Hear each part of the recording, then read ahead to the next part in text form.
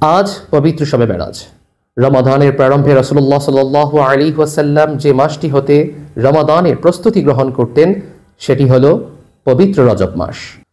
আর রজব মাসের সবচেয়ে গুরুত্বপূর্ণ ও মহিমান্বিত রজনী হল শবে মেরাজের রজনী। কোরআন ও হাদিসের ভাষায় যেটিকে লাইলাতুল ইসরা বা লাইলাতুল মেরাজ বলে অবহিত করা হয়েছে।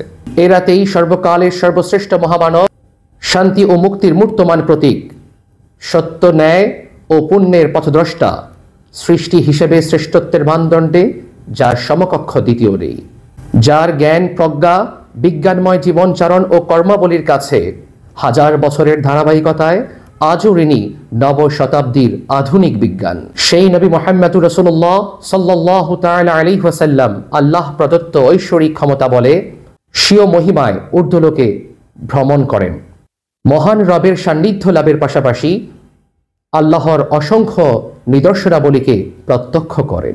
সেই থেকে আজও পর্যন্ত হাজার বছরের অধিক সময় ধরে মুসলিম উম্মাহ অত্যন্ত ভাব গাম্ভীর্যপূর্ণভাবে এই বিশেষ রজনীটিকে পালন করে আসছে। সেই ধারাবাহিকতায় কোটি মানুষের আস্থা ও ভালোবাসার কেন্দ্রবিন্দু, যার স্বচ্ছতা, সততা আর জনপ্রিয়তা ছড়িয়ে আছে কোটি মানুষের হৃদয়ে। এই জনপদের শহরে নগরে, অলিতে গলিতে আল্লাহ ভীরু মুত্তাকি, ধর্ম বর্ণ নির্বিশেষে স্বদেশ প্রেমী সকলের কাছে এক উচ্ছ্বাস ভালোবাসার নাম মোস্তফা আমির ফয়সল, মাননীয় চেয়ারম্যান জাকের পার্টি।